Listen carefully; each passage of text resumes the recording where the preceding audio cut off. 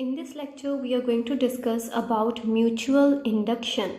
So we have already done the topic of self-induction, and there we saw that induced EMF is produced in a coil due to the current flowing in the same coil. So induced EMF is produced in a coil due to current flowing in the same coil itself. So that process is called as self-induction. Now we are going to talk about mutual induction. So from mutual induction we mean that induced EMF is produced in a coil due to the current flowing in the neighboring coil. So here we have more than one coil. So in this case, current flows in one coil, and due to this current flow, induced EMF is produced in another coil, and that process is termed as mutual induction. So here we consider two neighboring circuits like shown over here, C1 and C2. So this is the C1 circuit, and this circuit is called as the primary circuit. And here we have the C2 circuit, and it is termed as the secondary circuit. So in the primary circuit, what do we have? We have a battery, which is a source of current. We have coil, which is represented by capital P. So this represents the primary coil. So here we have the coil, and we have a key K. And in the second circuit, which is the secondary circuit, we have only a coil and galvanometer. So galvanometer is used to detect the current. So if there will be induced EMF in the secondary circuit, obviously there will be a flow of current because this C2 circuit is a closed circuit. So if there is induced EMF produced in the C2 circuit, there will be a flow of current, and hence this galvanometer will show us a deflection. So here we have a secondary coil S and a galvanometer G. Now when current flows through the primary coil P, when current flows through this coil means when key K is closed, so this circuit is closed. In that case, current starts flowing through this coil P.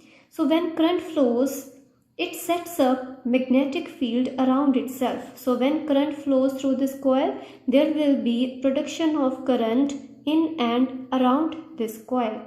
And due to that, there will be some magnetic field lines which will be crossing this coil S. So magnetic field is produced in the primary coil P due to the current flowing in the primary coil P.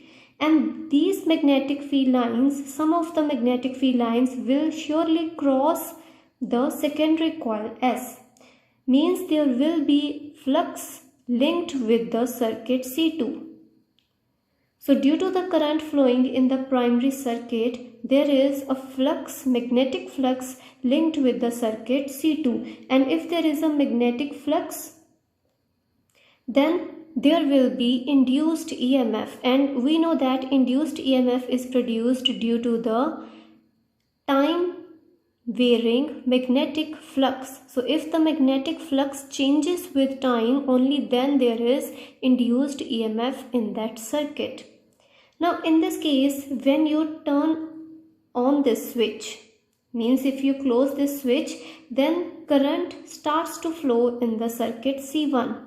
So current takes some time to achieve its maximum value, to go to its maximum value.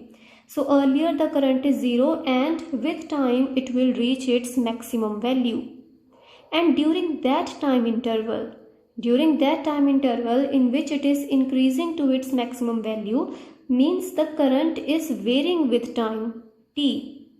So during that interval of time, current will be varying with time, and after that time the current will reach its maximum value. But here we are just talking about the time interval when the current is increasing from 0 value to its maximum value. So during that time interval, the current will be increasing with time. And if current is changing with time, means magnetic field produced by this coil will also be a function of time in that case. and hence the magnetic flux linked with the secondary circuit will also become a function of time. So in that short period of time, when the current has not reached its maximum value, means the current is varying with time in that time interval. So the magnetic flux linked with the circuit C2 will change with time, and hence induced EMF is produced in the circuit C2. So what is the magnetic flux linked with the circuit C2? So let's represent the magnetic flux linked with the circuit C2 as phi2. So phi2 is the magnetic flux linked with the circuit C2. And what will be its expression? So flux is given by surface integration of B vector dot product with dA vector. So here we can just write as ds vector. So ds vector is also the area element on this circuit C2. Now this surface integration is done over S2. So here we have open surface integration. Now this open surface integration is over S2. And what is S2? S2 is the area of the surface bounded by the circuit C2. So area of the surface bounded by the circuit C2 is the area S2. So when this key K is closed in the primary circuit, the current starts flowing in the primary circuit. So current will take some time to achieve its maximum value. So during that time interval, during this time, current in the circuit C1 is varying with time, and hence the magnetic flux linked with the circuit C2 will also change with time. And due to this time varying magnetic flux in the circuit C2, there will be induced EMF produced in the circuit C2, and hence there will be a flow of current in C2. So the process of inducing EMF in one circuit by changing current in another circuit. So current is changing in the circuit C1, and due to this change in current, there is an induced EMF developed in the circuit C2, and this process is called as mutual induction. Now as we know that the magnetic field produced by this coil is a function of current. More is the current flowing, more will be the magnitude of the magnetic field produced by this coil. So this we have also seen in the case of self-induction. More is the current, more will be the magnetic field. So magnetic field is a function of current I1. So if magnetic field is a function of current I1, that means that magnetic flux linked with the circuit C2. So this magnetic flux is due to the magnetic field of this coil P. So due to this primary coil P, there is magnetic flux linked with the circuit C2. And if the magnetic field is a function of I1, that means the magnetic flux linked with the circuit C2 will also be a function of I1. So what is the magnetic flux linked with the circuit C2? That is equal to phi2, means phi2 will also be directly proportional to I1. So magnetic field is directly proportional to I1. More is the current flowing in the circuit, more will be the magnetic field produced by this primary coil. And hence the magnetic flux linked with the circuit C2 will also be directly proportional to current flowing in the primary circuit.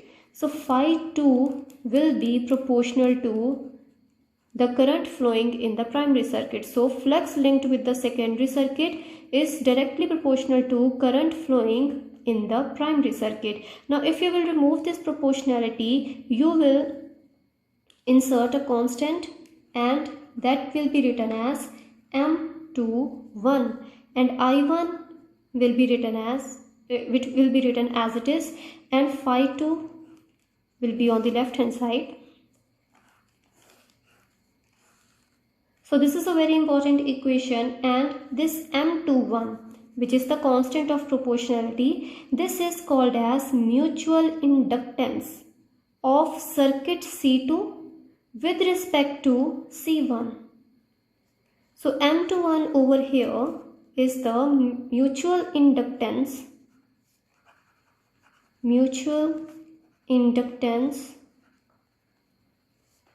of C2 circuit with respect to the circuit C1. Now let's define mutual inductance.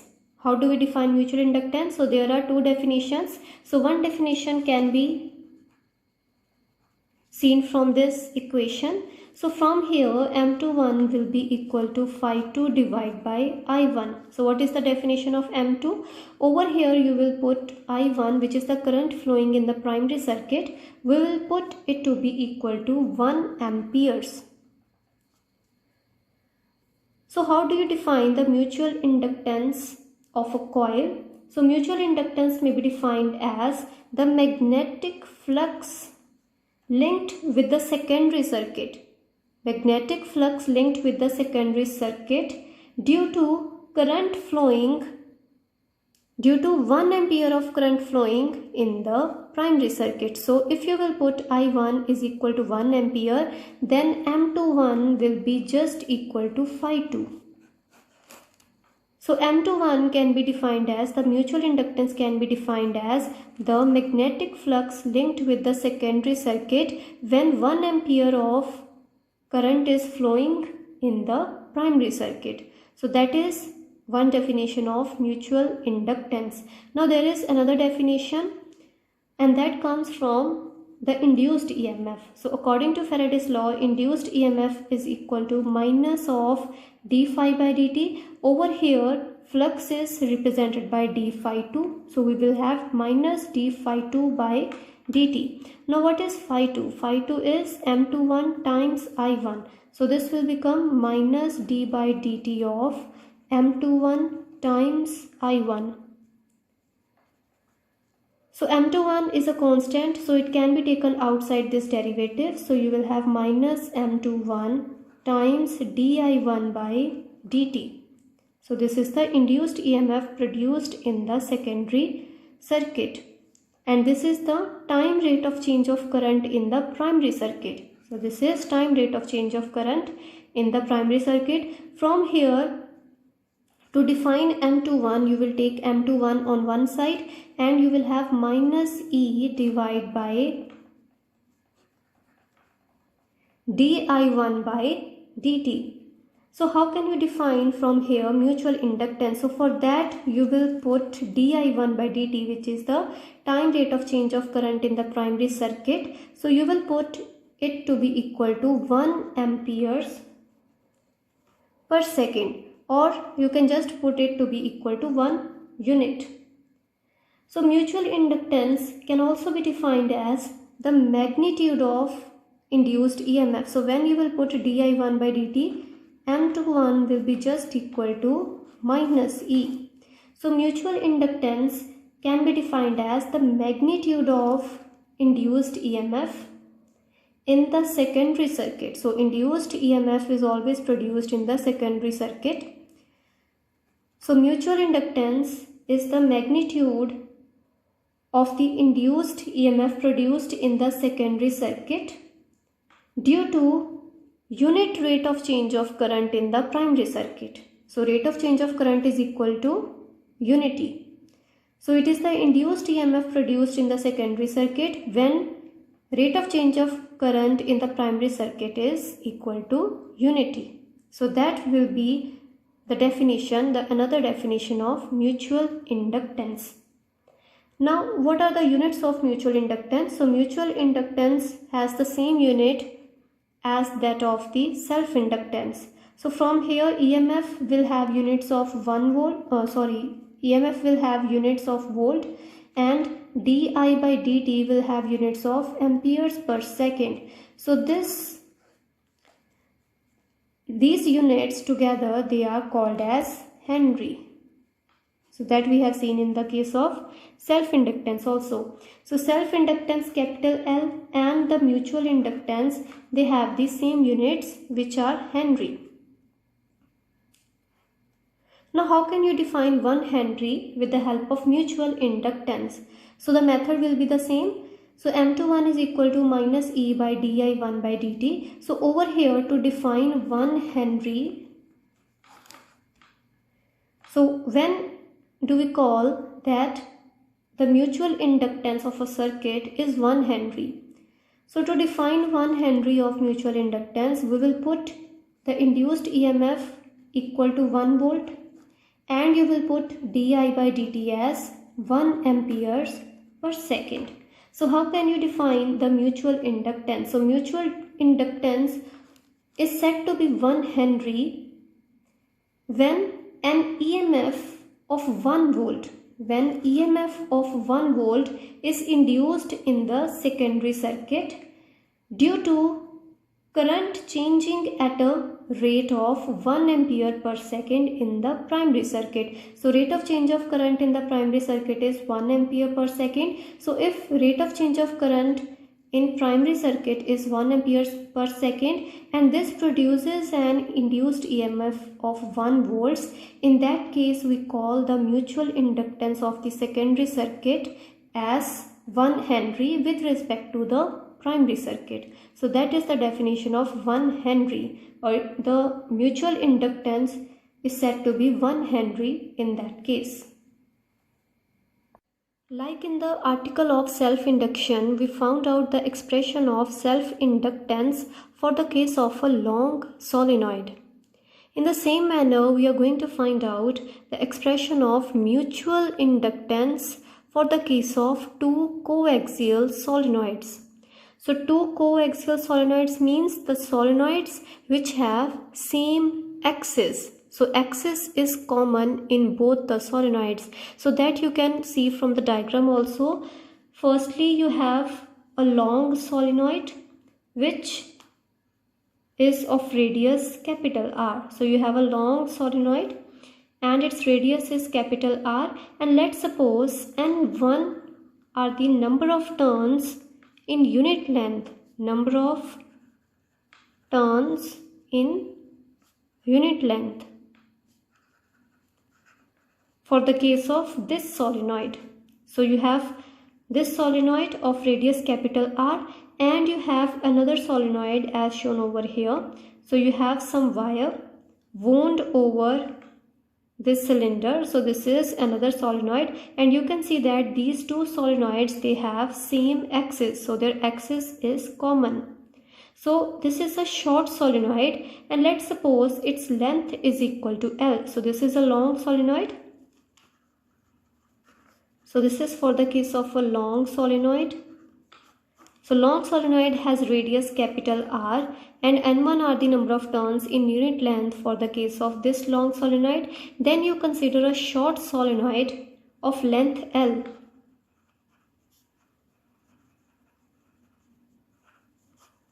So a short solenoid of length L and its radius is small r. So this radius is equal to small r.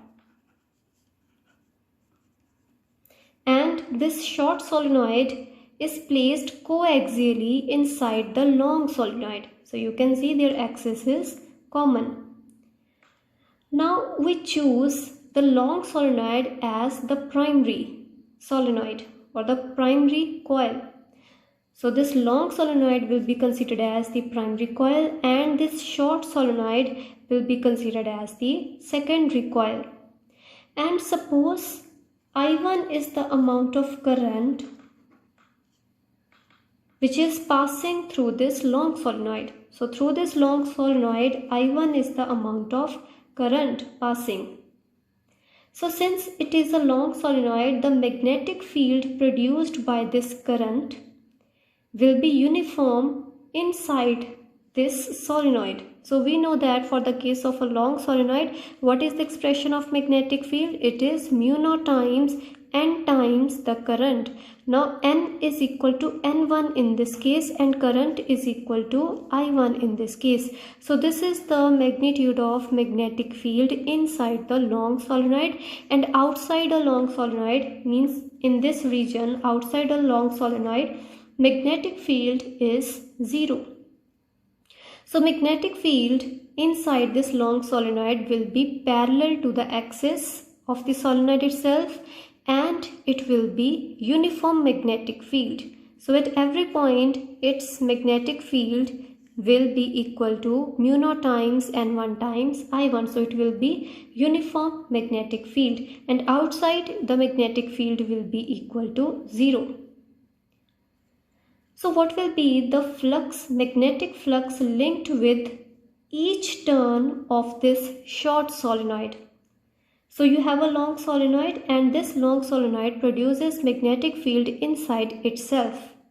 And if you place a short solenoid inside this long solenoid, so the magnetic field produced by the long solenoid will obviously cut this solenoid. So magnetic field lines will cut this short solenoid, means there will be some magnetic flux linked with this short solenoid. So firstly, we are supposing that current I1 is passing through the long solenoid and no current is passing through this short solenoid. So only this long solenoid is connected to external battery, but this short solenoid is not connected to any source of current. So there will be magnetic flux linked with each turn of the short solenoid. So what will be the magnetic flux? Let's suppose the magnetic flux is given by phi 0. So phi 0 is the magnetic flux linked with each turn,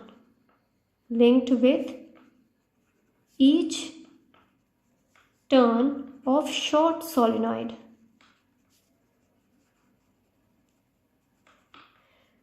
So what is the expression of flux? Flux is given by magnetic field times the area. So magnetic field is uniform.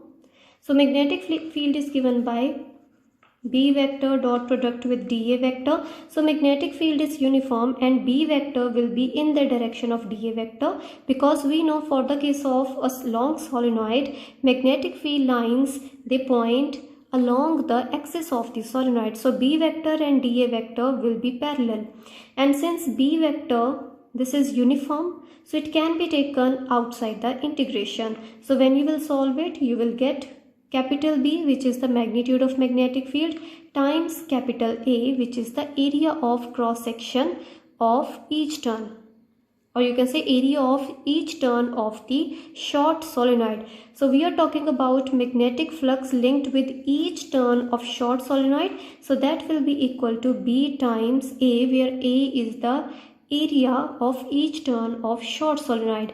And as we have supposed that radius of the short solenoid is equal to small r, so what will be the area of each turn? Area of each turn will be equal to pi r square. And what is the magnitude of magnetic field? That is mu naught times n1 times I1. So magnetic flux linked with each turn of the short solenoid will be mu naught times n1 times I1 times pi r square. So this is the magnetic flux linked with each turn of short solenoid.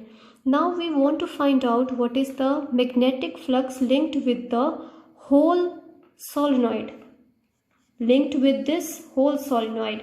So that will be represented by phi m. So this is the magnetic flux linked with the short solenoid with all the number of turns of the short solenoid. So that will be equal to the total number of turns in the short solenoid, and let's suppose that n2 are the number of turns in the whole short solenoid. So n2 times phi naught.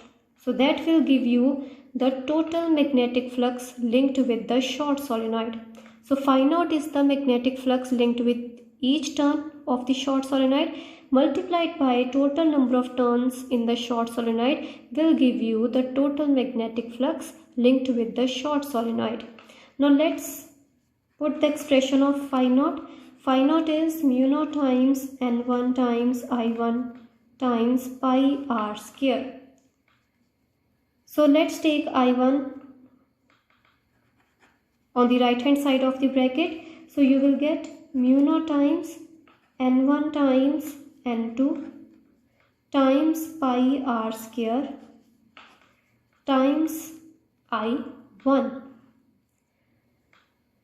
Now we know that phi m is written as the mutual inductance times the current flowing in the primary circuit. So flux linked with the secondary circuit is equal to mutual inductance of the secondary circuit with respect to primary circuit multiplied by the current flowing in the primary circuit. So here I1 is the current flowing in this long solenoid, which is considered to be the primary coil. And over here we have phi m, which is the magnetic flux linked with the short solenoid, which is the secondary coil. So this term, this will be equal to capital M. So mutual inductance of two coaxial solenoids will be equal to mu naught times N1 times N2 pi r square. Now what is N2? N2 is the total number of turns in the short solenoid. So if you suppose that for the case of a short solenoid, N2 is the number of turns in unit length. So N1 is the number of turns in unit length of the long solenoid. Now for the case of short solenoid, we consider N2 is the number of turns in unit length. So what will be capital N2 equal to? So capital N2 is the total number of turns in the short solenoid. So that will be equal to N2, which is the number of turns in unit length of the short solenoid, times the total length of the short solenoid. So total length of the short solenoid is small l. So you can replace N2 by small n2 multiplied by l. So here you can write mu naught times N1 times N2 times L pi r square. So this is the final expression of mutual inductance of two coaxial solenoids. And you can see over here that mutual inductance is independent of the radius of the long solenoid. And if you have some medium present inside the solenoids, and let's suppose the relative permeability of that medium is equal to mu r. So if you have some medium present over here, and let's suppose the relative permeability of that medium is equal to mu r, then what will be the expression of mutual inductance in that case?